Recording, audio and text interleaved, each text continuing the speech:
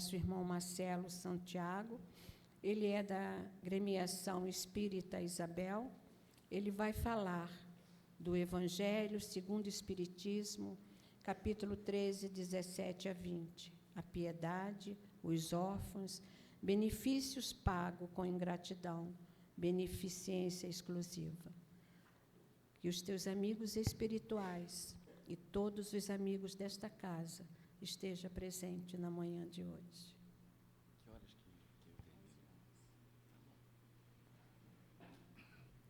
Bom dia para todos.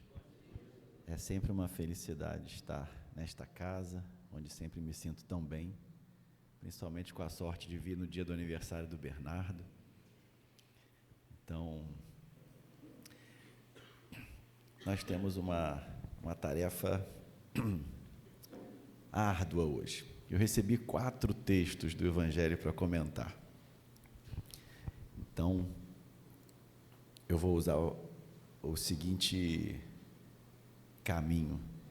Eu vou lendo o texto e vou comentando. E aí, tenho muita fé que vou conseguir chegar até o final.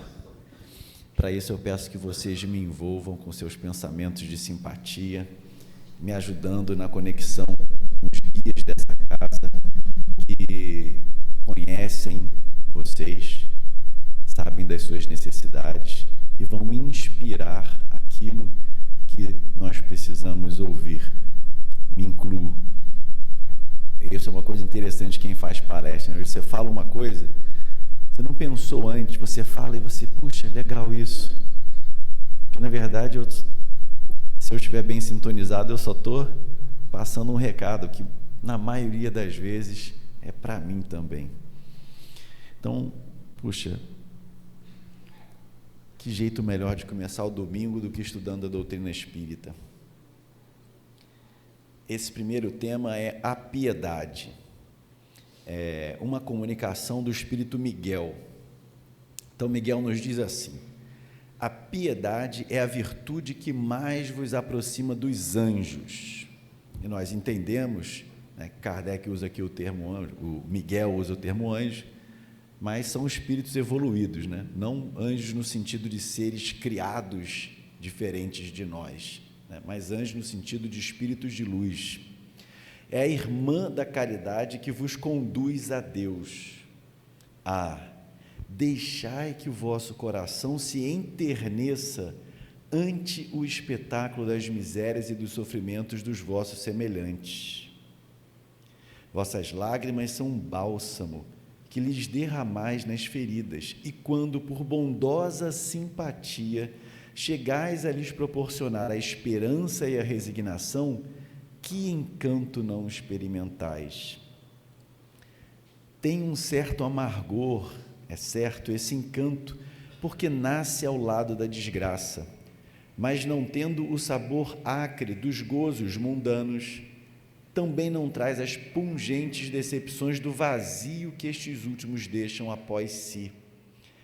Envolve o penetrante suavidade que enche de júbilo a alma. A piedade bem sentida é amor. Há muitas pessoas que hoje rejeitam a piedade porque acham que ter piedade é sentir peninha do outro. E a gente não sente pena de ninguém. Porque quando você sente pena, é como se você estivesse dizendo que Deus está permitindo que ele passe por uma coisa da qual ele não vai tirar nada de bom. Que pena que você... Pena por quê? Será que Deus se equivocou? Então, nós vemos coisas que na nossa imperfeição, na nossa fragilidade, nos parecem desproporcionais. Nossa, mas como é possível um sofrimento desse? Mas quando nós pensamos assim, estamos acusando Deus de injusto. A piedade não é sentir pena. Piedade é não ficar indiferente. Piedade é como sentir compaixão, é desejo de aliviar. Mas entendendo que nós passamos por sofrimentos porque é o modo que Deus tem de nos fazer enxergar o que é bom e o que não é. Nós trazemos isso na nossa consciência, mas quantos de nós a seguem completamente? Quantos de nós não passamos existências e existências abafando a consciência para fazer aquilo que a gente tem vontade de fazer na hora que a gente quer fazer? Então, nós olhamos para o outro numa condição de sofrimento e desejamos ajudá-lo a cessar o sofrimento. Mas o objetivo é que com esse sofrimento ele cresça, ele faça brilhar sua luz interior, ele harmonize os seus pensamentos e sentimentos às leis de Deus. Essa é a razão. Então, para espíritos como nós, a isenção do sofrimento é como um corpo que não sente dor. Alguém aqui gosta de sentir dor? Mas se eu propusesse para você, olha, eu inventei aqui um remédio, uma fórmula mágica, se você tomar isso, o seu corpo nunca mais vai sentir dor. Você toma essa fórmula mágica? Hein? Sim. Isso não é esperto. Por quê? Aí você toma um tombo, leva uma pancada e quebra, fratura o osso da perna. Você não sente dor, você vai levantar e continuar andando. Aí aquela fissura vai virar o osso vai furar a carne, e você vai continuar andando até que vai desequilibrar. Para que serve a dor? Eu tirei o apêndice, não tenho mais apêndice. Fui no hospital, fizeram os exames, apendicite. Cortou, tirou fora, em 3 dias estava em casa, pronto para outra. Mas por que eu procurei o hospital? Porque eu senti dor. Eu não tenho visão eu não olhei para a minha barriga e vi que tinha uma coisa estragada ali dentro. Eu senti dor. Esse foi o sinal. Procurei o hospital. Se eu não sentisse dor, se eu tivesse tomado aquela fórmula mágica e ficasse com apendicite, o que ia acontecer? O apêndice ia supurar. Não sei se vocês viram um filme chamado O Físico, mas na verdade é O Médico, né? Traduziram errado lá o nome do livro. Mas é a história de um rapaz, isso filme de muito antigamente, Idade Média, o sonho dele era ser médico, para curar a doença que matou a mãe dele, porque naquela época era proibido de secar corpos humanos, então eles não sabiam como é que funcionava. E no final das contas, a doença que ele queria curar era apendicite. Morria uma enormidade de gente de apendicite, porque o apêndice supurava, dava lá, estragava tudo por dentro. Então, a dor, para nós, é essencial. Toda vez que você sente dor em alguma parte do seu corpo, é uma indicação, é o seu corpo te dizendo, olha, tem alguma coisa que não está funcionando bem aqui, cuida disso, trata disso, pesquisa, vê o que está ali. Então, com certeza, a longevidade, o nosso tempo de vida aqui na Terra seria muito menor se nossos corpos não fossem capazes de sentir dor. Toda hora ia morrer alguém de uma doença que não ia descobrir que tinha, até morrer. Com o espírito é a mesma coisa. Tem um caminho para ser feliz. Foi o que Jesus veio mostrar para a gente. Então, a gente já sabe. Mas quanta gente, e às vezes até a gente, fica pensando que vai conseguir ser feliz seguindo um caminho diferente. E aí, como é que a gente percebe que o caminho que a gente escolheu é equivocado? É o sofrimento que faz isso. O jeito de a gente perceber, escolhi mal, me equivoquei, é o sofrimento que a gente encontra quando faz a escolha ruim. Não é um castigo, é um instrumento pedagógico. Deus nos dá liberdade, aí a gente escolhe mal. O jeito que Ele tem de mostrar para a gente, olha, não é esse caminho não vai te levar onde você quer. É o sofrimento, é o fruto amargo que a gente colhe. Então, a gente não deve ter pena de ninguém, mas isso não significa ser indiferente ao sofrimento de outrem. Então, você olha e diz, puxa, todos nós fizemos coisas ruins no passado, e estamos colhendo esses frutos amargos, então nós nos solidarizamos na nossa dor, no nosso sofrimento. Mas ainda assim, apesar dele dizer, né, que tem um certo amargor, essa felicidade que você sente de ajudar alguém, de se compadecer, de ajudar o outro a minorar o seu sofrimento. Mas eu passei por uma experiência muito interessante ontem, estava indo para o Grupo Espírita Boa Nova, que fica ali no Pica-Pau, já atravessa ali o Noel Rosa, aí tem um sinal Nalino, né? Aí aquele sinal você pode seguir reto ou virar, a gente estava esperando para virar. Aí veio um senhor mendigo com algum problema na perna, estava de muleta, aí minha esposa começou a catar um dinheiro, eu falei, eu tenho um trocado aqui, aí tirei a nota, ela baixou o vidro, entregou para ele, ele olhou assim para ela, parece a Adriana Calcanhoto, e começou a cantar uma música da Adriana Calcanhoto, a todo pulmão. Aí, uma amiga da minha filha que estava atrás no carro, pegando carona com a gente para o centro, falou, puxa, adoro essa música, e começou a cantar junto.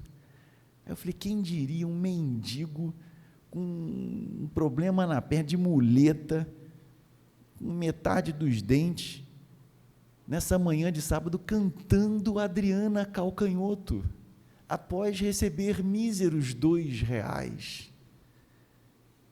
Eu falei, puxa, esse sujeito consegue encontrar felicidade, alguma alegria na vida, e a gente, às vezes, por nada, está chorando aí, se sentindo o maior sofredor do mundo. Mas, apesar de toda aquela alegria dele, a gente se apieda, não fica com peninha. Ele deu ali uma demonstração de força, como uma experiência que nós tivemos nos muitos anos antes da pandemia, em que visitamos Curupaiti. E lá em casa a regra era, fez 3 anos de idade e começa a ir para Curupaiti com a gente, uma colônia de rancenianos. E a coisa que eles mais ficavam felizes eram as crianças, mas a gente ia lá naquela, puxa, vamos conversar com aquelas pessoas que as famílias abandonaram, né, que não tem metade do pé, às vezes não tem a perna inteira, um não tinha nariz, um usava uma tarja aqui que cobria nariz, olho, tudo. Vamos lá levar algum consolo. E a gente é que recebia pra caramba. A gente chegava lá, a alegria com que eles conversavam conosco. Pensei, puxa, isso é uma lição de vida.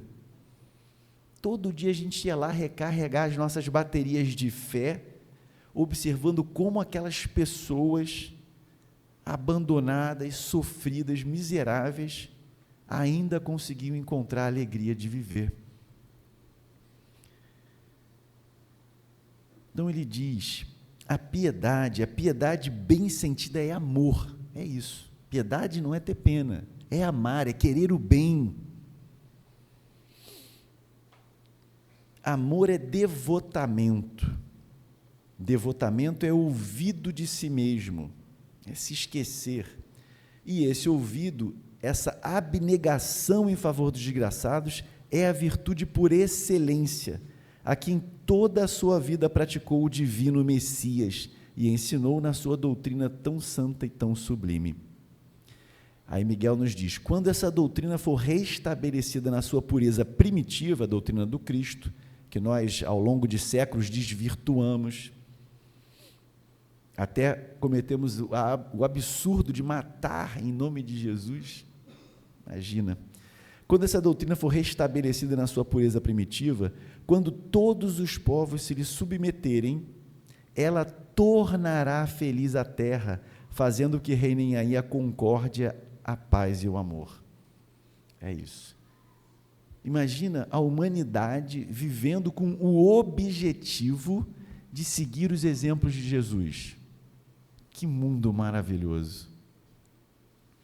O sentimento mais apropriado a fazer que progredais, domando em vós o egoísmo e o orgulho, aquele que dispõe vossa alma à humildade, à beneficência e ao amor do próximo, é a piedade. piedade que vos comove até as entranhas, à vista dos sofrimentos de vossos irmãos, que vos impele a lhes estender a mão para socorrê-los e vos arranca lágrimas de simpatia. Nunca, portanto, abafeis nos vossos corações essas emoções celestes. Não procedais como esses egoístas endurecidos que se afastam dos aflitos, porque o espetáculo de suas misérias lhes perturbaria por instantes a existência álacre. Temei conservar-vos indiferentes, quando puderdes ser úteis. A tranquilidade comprada à custa de uma indiferença, isso é que é o contrário da piedade, é a indiferença. Culposa é a tranquilidade do mar morto, no fundo de cujas águas se escondem a vasa fétida e a corrupção. E Miguel termina a sua comunicação assim: quão longe, no entanto, se acha a piedade de causar o distúrbio e o aborrecimento de que se arreceia o egoísta. Sem dúvida, ao contato da desgraça de outrem, a alma, voltando-se para si mesma, experimenta um confrangimento natural e profundo, que põe em vibração todo o ser e o abala penosamente. Grande, porém, é a compensação quando chegais a dar coragem e esperança a um irmão infeliz que se enternece ao aperto de uma mão amiga, e cujo olhar, úmido por vezes de emoção e de reconhecimento, para vós se dirige docemente antes de se fixar no céu em agradecimento por lhe ter enviado um consolador, um amparo. A piedade é o melancólico mais celeste precursor da caridade, primeira das virtudes que a tem por irmã e cujos benefícios ela prepara e enobrece. Ou seja, não chega a ser realmente caridoso aquele que antes não teve um sentimento de piedade.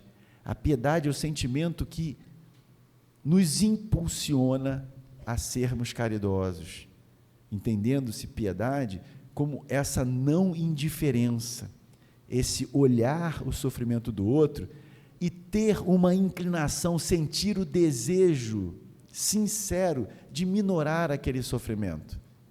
Aí você pode estar pensando, mas você acabou de falar que o sofrimento é importante. Sim, é. E quem somos nós para acabar com o sofrimento de quem precisa passá-lo? Kardec já fez essa pergunta. Quando os espíritos nos esclarecem a importância que o sofrimento tem, o Kardec pergunta, então a gente tem que deixar as pessoas sofrerem, porque, olha, ele precisa passar aí pelo sofrimento, então deixa, não ajuda não. Os espíritos dizem, de jeito nenhum. Vocês devem fazer de tudo que estiver ao seu alcance para acabar com o sofrimento do outro, porque se ele tiver que passar, ele vai passar. Mas, quem sabe, ele já não pagou a sua dívida, ele já não aprendeu o que tinha que aprender, e você é um instrumento de que Deus está se servindo para cessar o sofrimento dele, que está na hora de cessar. Então, não posso perder essa oportunidade. Conheço várias pessoas que desenvolveram câncer e se curaram, mas a minha tia, irmã da minha mãe, faleceu. Tenho convicção de que todo o sofrimento que bate à nossa porta é fruto de uma necessidade nossa de crescimento. Mas uns saram ainda aqui nesse corpo, e outros mais tarde. Porque o mais importante, nós sempre vamos buscar a cura do corpo. Mas a função da doença do corpo é a cura da alma. Isso é que é importante, tenho certeza que isso ela resolveu.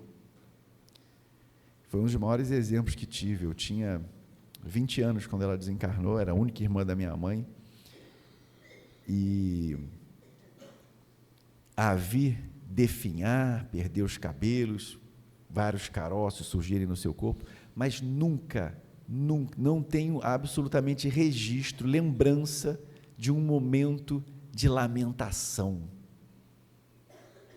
de entrega, de desânimo. Até o último momento, vou ficar curada, vou ficar boa, e ficou.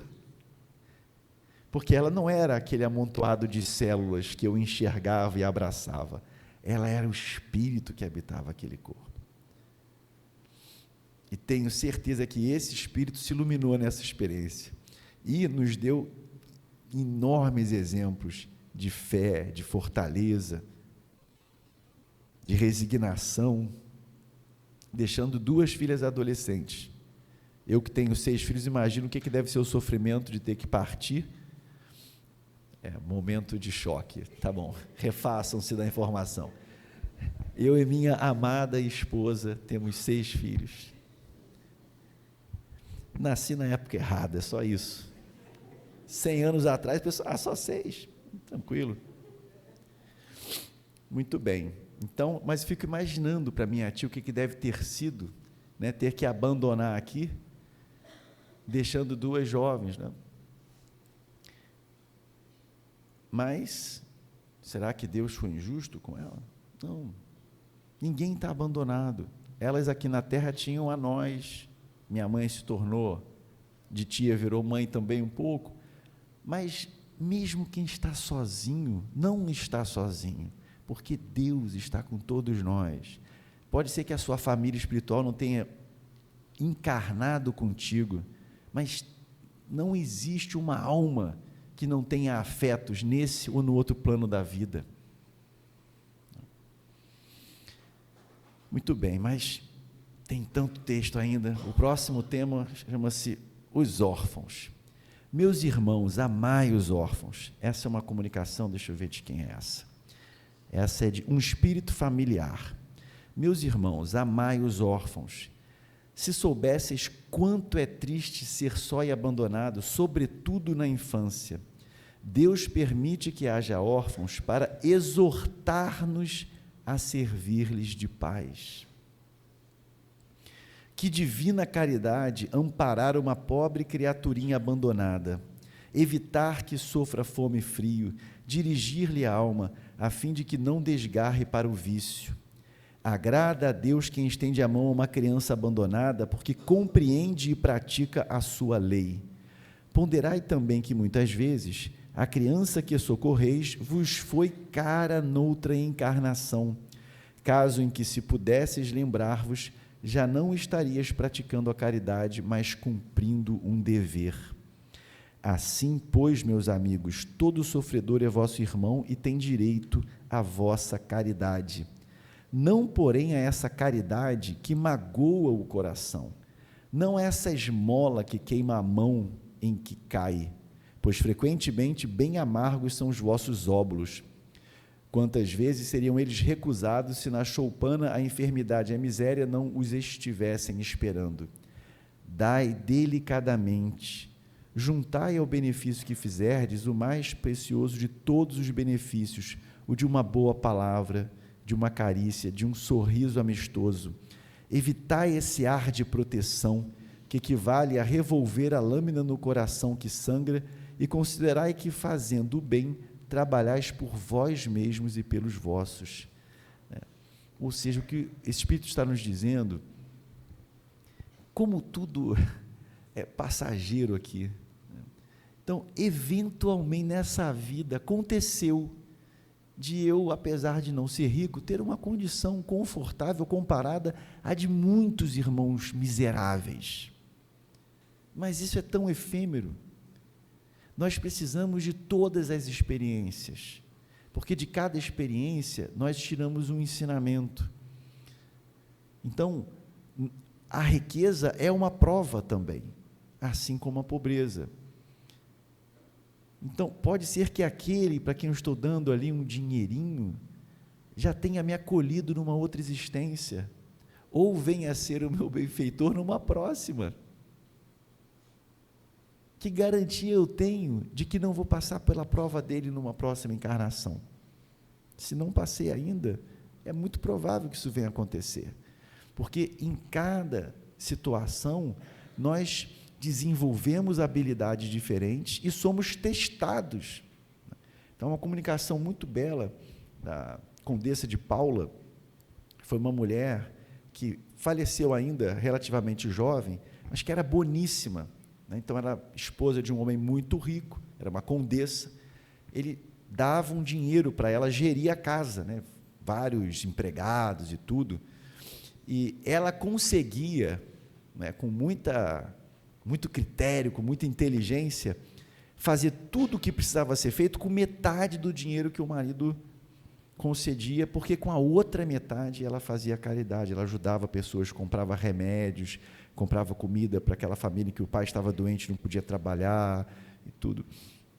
Ela faz isso tudo, mas ela explica que antes da prova da riqueza, ela passou várias vezes pela prova da pobreza, para se fortalecer. Ela não aceitou de pronto a prova da riqueza. Primeiro ela fortaleceu, porque é muito difícil. É muito difícil. Mas nós precisamos passar por essa diversidade de experiências. Então, às vezes, a gente fica se sentindo muito, porque tem isso, porque tem aquilo, né? E olha com ar de superioridade para o outro que você está ajudando, né? E quantas vezes isso se inverte? Quantas vezes a gente chega no plano espiritual e aquele que você olhava como se fosse um ninguém, você não preocupa nem de saber o nome. Aliás, eu me lembro disso uma vez, foi uma experiência difícil para mim. Na prece, lá no culto, lá em casa, né, as crianças sempre, eu quero envolver o papai, a mamãe, o tio, né, e os de Curupaiti. Aí aquilo me incomodava um pouquinho, assim, né? Eu sei que eles estavam com todo o coraçãozinho bom deles, querendo envolver todo mundo. Falei, poxa, mas a gente vai lá visitar os de Curupaiti, fica uma coisa meio impessoal. Falei, não, cada um daqueles tem um nome. Quem que você vai visitar hoje? Aí a minha filha, eu gosto da Maria e tal. Aí, puxa, que bom. Aí a primeira visita que a gente fez depois disso, a Maria tinha falecido. Eu me lembro da minha filha entrando no corredor, procurando o quarto dela. E ela não estava lá. Aí minha filha volta, porque tinham contado para ela que a Maria havia falecido. Então, pensei, puxa, eu devia ter feito esse exercício um pouco depois, né? Mas, gente, isso é a vida, né? Não vou deixar minha filha nunca sofrer pelo falecimento de alguém. Sei lá se eu vou chegar em casa hoje. Né? Não é para tratar os espíritos como se fossem coisinhas frágeis. Nós temos que ser coerentes com aquilo que a gente acredita, né? Aí a gente conversa. Puxa, a gente sente muito a partida de alguém que a gente gosta, quer encontrar, quer olhar nos olhos, quer abraçar. Mas o que é a morte? É uma libertação. Vocês acham que Deus criou a gente para viver na matéria toda a eternidade? Será que Jesus fica muito triste porque não tem mais corpo? O mundo real é o mundo dos espíritos. A gente parte e encontra amores que estão lá nos esperando. E os que ficam aqui vão para lá um dia também. Não é?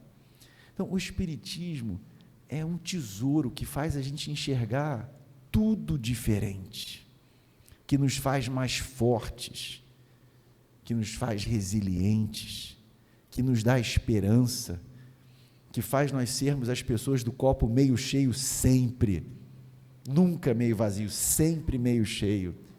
É isso que o Espiritismo faz com a gente. Mas o Kardec era danado, né? Ele não queria deixar nenhuma brecha para desentendimento. Então, olha só o que ele pergunta para esse guia protetor. Que se deve pensar dos que, recebendo a ingratidão em paga de benefícios que fizeram, deixam de praticar o bem para não topar com os ingratos? Veja, o sujeito tinha boa vontade, ele fez o bem, mas aí foram ingratos com ele. Não é justo que ele, então, é assim? Ingrato? Então, também não faço mais. Ele está justificado? Bom, vamos ver o que o guia protetor respondeu para o Kardec. Nesses, há mais egoísmo do que caridade, visto que fazer o bem apenas para receber demonstrações de reconhecimento é não o fazer com desinteresse, e o bem feito desinteressadamente é o único agradável a Deus. Há também orgulho, porquanto os que assim procedem se comprazem na humildade com que o beneficiado lhes vem depor aos pés o testemunho do seu reconhecimento.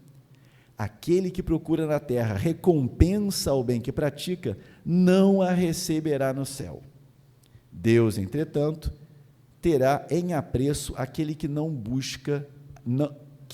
a busca no mundo.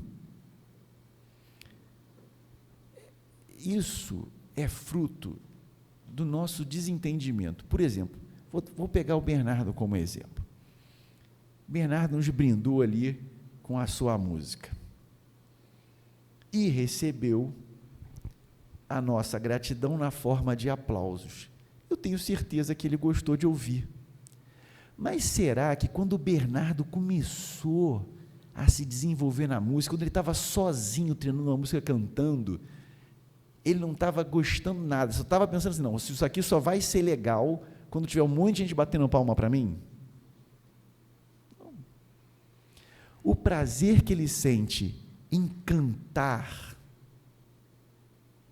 recebe apenas um pequeno acréscimo com o nosso reconhecimento, porque música faz bem para a alma. Então, mesmo que de hora para outra ele deixasse de ter plateias aplaudindo, ainda assim ele teria a felicidade da sua música.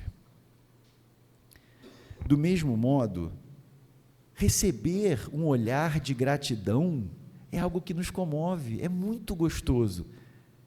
É como se fosse a confirmação de que o que você fez para o outro é bom.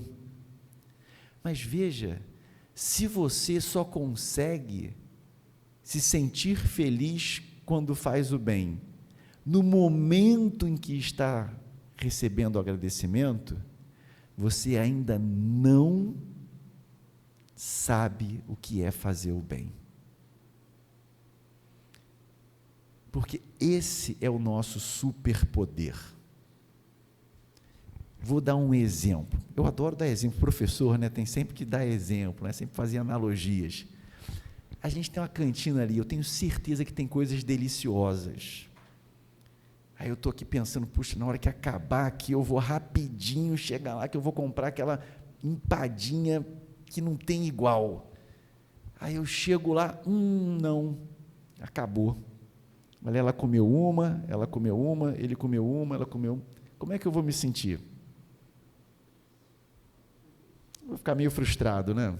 Puxa vida, eu estava doido para comer aquela empadinha, ficava olhando para o relógio, só esperando dar 11 horas para eu poder parar de falar e ir lá comer a empadinha. Mas olha só, imagina o seguinte, imagina que eu tivesse um superpoder, que cada um que comesse a empadinha, eu sentisse o prazer que a pessoa sente.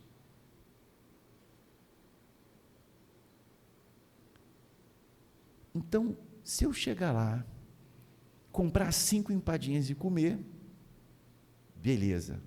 Mas se eu for lá comprar as únicas 5 empadinhas e distribuir para 5 pessoas, nossa, o Joel está comendo a empadinha dele agora, que delícia, que maravilha.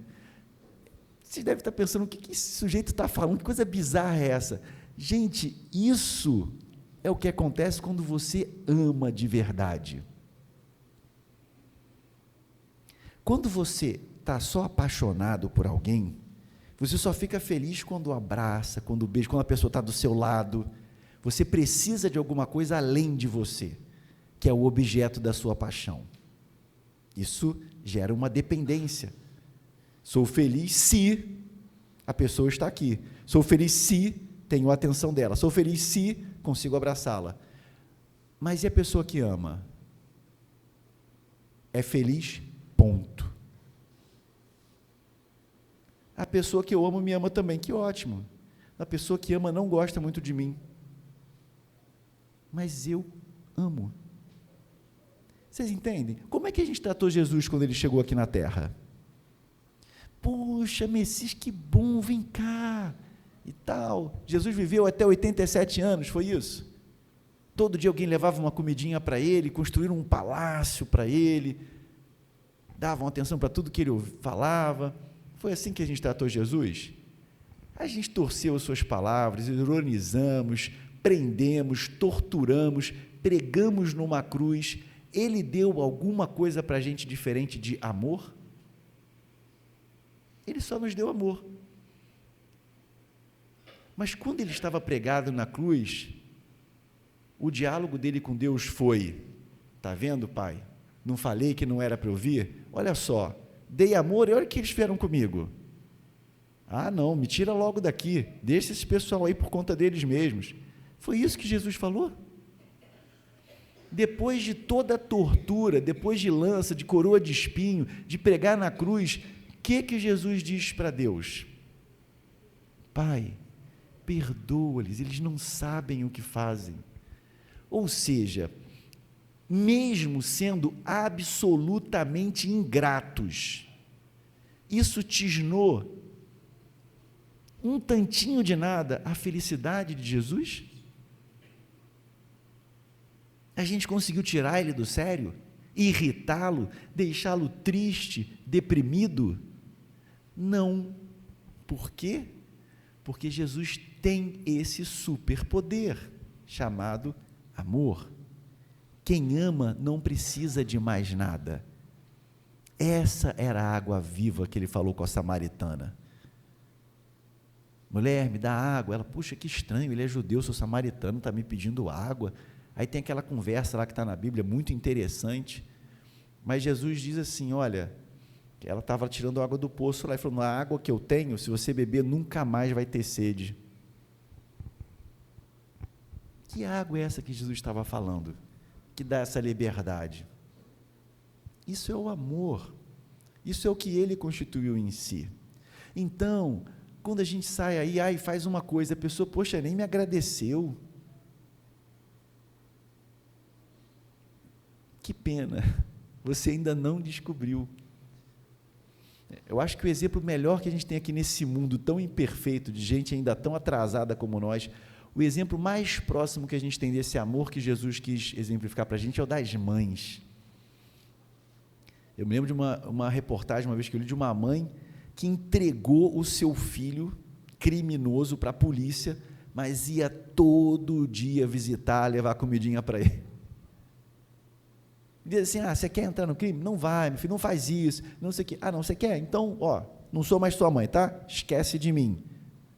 Faz o que você quiser da sua vida. Não. Ela ama porque o filho, ama porque ele passou porque ele era estudioso, porque ele é carinhoso, porque ele conseguiu um emprego tal, porque dá... Não tem porquê. Ama, ponto. Ama. E isso é suficiente. Eu muito recentemente falei, filho espera sempre a aprovação do pai, né? Fica querendo que o pai diga assim, parabéns, muito bem. Eu falei, minha filha, não existe um pai se decepcionar, porque decepção significa eu espero que você, o que eu espero para você não é para mim, é pelo seu bem. Eu espero, a única coisa que eu espero de você é que você seja feliz. Quando eu vejo você fazer uma coisa, eu não fico chateado, porque você não atendeu a minha expectativa. É porque eu sei que aquilo vai te fazer sofrer. Eu não preciso motivo, você não precisa atender um modelo, atingir uma meta para merecer o meu carinho. Eu te amo, ponto. Sempre te amarei, sempre estarei do seu lado, sempre vou torcer por você. Você me entendendo ou você não me entendendo, você gostando ou você não gostando. Isso você não pode tirar de mim. Não pode. E eu sou feliz assim. Sou feliz em amar. E quando você conquista isso, significa que você se tornou um super-herói. Você tem um superpoder. Porque toda vez que a sua felicidade depende de alguma coisa que está fora de você, você é um escravo disso. A única felicidade que te liberta completamente é a de amar. Quem ama não é indiferente no sentido, não, tanto faz. Não, é muito bom chegar em casa e seu filho vir te abraçar. Mas o que me alimenta realmente, Porque, veja, se eles fossem filhos 100%, o que seria um filho ideal? Aí faço o texto, tinha que fazer isso. Aí todos eles fazem aquilo. Mas se eu não os amasse, eu não seria feliz. A pessoa que todo mundo gosta, aplaude, fala bem, quer estar junto, ai, você é o máximo. Se essa pessoa não sente nada pelas outras, isso tudo é vazio. O que nos alimenta não é o que a gente recebe, o que nos alimenta é o que a gente dá. Isso parece uma contradição, mas do ponto de vista das virtudes, a gente só tem o que a gente dá. A matéria é diferente, eu só posso dar o que eu tenho. Se eu não tenho, como é que eu vou dar? Mas nas virtudes é o contrário. Tem paciência alguém que não dá, não age com paciência com o outro? Eu sou a pessoa mais amorosa, mas não dou amor para ninguém. Então, eu tenho amor? Você só tem amor quando você dá amor. Não, eu sou muito tolerante. Você só é tolerante se você tolera, se você respeita o outro. Então, a gente só tem a virtude que a gente dá. Receber é bom, com certeza, mas não vai te fazer feliz. Não vai. Às vezes a pessoa pode receber tudo, ter uma família ótima, pais amorosos, a vida sorriu, pôde estudar, conseguiu um bom emprego, casou, teve filhos, e não ser feliz, porque não é porque ela não conquistou coisas, é porque ela não conquistou-se a si própria. Ela não desenvolveu aquela sementinha que Deus colocou no coração dela, e que é a única coisa capaz de saciar a fome e a sede da alma. Amor. Só isso. Então, quem faz o bem e fica chateado porque não teve reconhecimento, não sabe o que é fazer o bem. Está passando o objeto de uma mão para outra. Não é isso que é fazer caridade. Caridade é o que a gente faz movido por um sentimento genuíno de amor. E quando você faz isso, amigo, não importa a reação do outro. Se você faz movido por um sentimento genuíno de amor, o prêmio já está conquistado. Bom, eu vou pular para o último, que é beneficência exclusiva. Eu não li o texto inteiro do Benefícios Pagos com Gratidão, mas vou ler o último texto para não deixar de abordá-lo. Beneficência exclusiva. É acertada a beneficência quando praticada exclusivamente entre pessoas da mesma opinião, da mesma crença, do mesmo partido? Isso é muito importante a gente ler hoje. O mundo está muito dividido. O movimento espírita está dividido. Que pena é não entender a mensagem do Cristo. Então, é certo eu só fazer beneficência para quem é do meu time, para quem pensa igual a mim, para quem é do meu partido? E olha o que São Luís responde: não, porquanto precisamente o espírito de seita e de partido é que precisa ser abolido, visto que são irmãos todos os homens. O verdadeiro cristão vê somente irmãos em seus semelhantes e não procura saber, antes de socorrer o necessitado, qual a sua crença ou a sua opinião, seja sobre o que for. Obedeceria o cristão, porventura, ao preceito de Jesus Cristo, segundo o qual devemos amar os nossos inimigos, se repelisse o desgraçado por professar uma crença diferente da sua? Socorra-o, portanto, sem lhe pedir contas à consciência, pois, se for um inimigo da religião, esse será o meio de conseguir que ele a ame, repelindo-o, faria que a odiasse. Então, o que são os nossos sistemas, as nossas escolas de pensamento? A verdade está aqui. É claro que, encarnados aqui nessa terra, que exige que nos organizemos em sociedade, criamos instituições, leis, nós procuramos desenvolver sistemas de pensamento que nos organize da melhor maneira possível. E aí se faz a política, tem as teorias econômicas, e nós vamos aderir àquela que nos parece a melhor. Mas o problema não é as pessoas fazerem, isso é necessário. Quando chega o período da eleição, você vai procurar colocar uma pessoa que você acredita que vai trabalhar em prol da população, que vai oferecer a solução que você considera que é a melhor. O nosso problema não é escolher, é que nós somos profundamente arrogantes. Eu tenho as minhas inclinações, mas eu me acho infalível. Eu acredito que o melhor é esse sistema aqui, mas pode ser que a Andréia tenha um pensamento divergente, tenha razão e eu esteja errado, ou o contrário, ou o que é mais provável, cada um esteja parcialmente certo. Mas como as pessoas agem hoje? Eu penso assim, todo mundo que pensa assim é iluminado, que nem eu, enxerga tudo com clareza, e todos os outros são idiotas, são burros, não entendem nada. As pessoas agem assim, não têm respeito intelectual umas pelas outras. Como assim, amigo?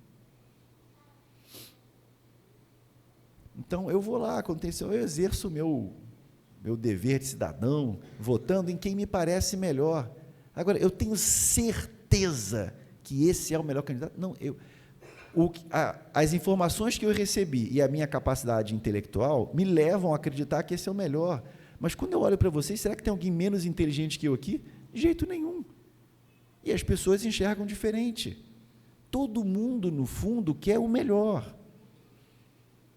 Mas nós temos uma condição limitada de avaliar, temos uma quantidade limitada de informação, e às vezes aquilo que você acredita que é informação é mentira, ainda tem isso, e você verifica, cada coisa que você lê, você vai lá pessoalmente, verifica, foi isso mesmo que aconteceu, é desse jeito, a gente não tem condição, então a gente decide as coisas em função do que nos está apresentado e das nossas condições, mas nós temos que respeitar o outro que pensa diferente. Porque, gente, nós somos, no final das contas, um bando de indigentes flutuando nesse minúsculo grãozinho que flutua no espaço. E nós deveríamos nos ver como pessoas que estão todas no mesmo barco. Nós somos irmãos desejando todos a felicidade. Muitos de nós nos equivocamos. Mas isso não deve diminuir em nós o desejo de que o outro encontre a felicidade que a gente deseja para si, que a gente deseje também isso para o outro. Se ele está equivocado, que ele enxergue. Se eu estou equivocado, que eu passe a enxergar. Mas não vou deixar de vê-lo como meu irmão. Nada me fará deixar de vê-lo como um irmão. Se ele estiver plantando frutos muito amargos, ele os colherá todos. Eu não preciso desejar que ele sofra. Se ele está plantando o sofrimento, ele vai colher sofrimento. É da lei de Deus isso. Quem sou eu? Eu sou mais um na multidão. As leis que nos regem todas, Deus não me consultou. Marcelo, como você acha que tem que ser? Eu sou mais um como qualquer um. Quero ser feliz e sei que o outro quer também. Então, se eu vejo ele fazendo um monte de coisa ruim, mas aquele ali é ruim, que pena para ele. Se ele está sendo uma pessoa ruim, ele vai sofrer a beça. Não vou ficar com raiva, vou desejar mais ainda sofrimento, não. Fico compadecido. Puxa vida, espero que esse irmão perceba o quanto antes o quão equivocado ele está e que ele modifique o seu comportamento. Porque do jeito que ele está fazendo o contrário do que ele quer. Ele quer ser feliz e só está plantando sofrimento. Então, vamos tirar esse ranço do nosso coração. O ódio, a incompreensão, a mágoa, a intolerância, a raiva, são apenas venenos que nós depositamos no nosso coração. O outro está fazendo mal, quem tem que colher o fruto amargo é ele. Então, ele faz errado e eu que vou ficar sofrendo? De jeito nenhum. Eu já tenho que dar conta dos frutos amargos que eu plantei. E está de bom tamanho. Agora, o outro fica errando e eu vou ficar sofrendo. Você vê as pessoas discutindo por isso. Que absurdo que eles fazem isso, fez aquilo. Meu amigo, você lembra das suas vidas passadas? Você tem certeza que você não fez isso que você está apontando o dedo para o outro? Você lembra de todas as suas encarnações anteriores? Se hoje você não faz mais o erro que ele faz, é porque algum espírito bom teve paciência contigo e te deu uma mãozinha, mesmo você sendo horrível. Falou, não, meu irmão, puxa, mas vem cá. Né? Aí você ficou muito feliz de receber isso, mas quer negar para o outro. Você acha que Deus tem preferência por você? Você é um filho especial? Nós somos todos irmãos. E quando a gente consegue isso, o resultado é que a gente se liberta. Era assim que Jesus nos via. Nós éramos irmãos muito mais novos, muito imaturos, muito equivocados, muito de nós maldosos, mas isso não tirou a felicidade do Cristo, porque Ele a construiu dentro do seu coração. Que nós sigamos o exemplo do Cristo e construamos também essa felicidade no nosso coração, descobrindo o poder do amor. Obrigada.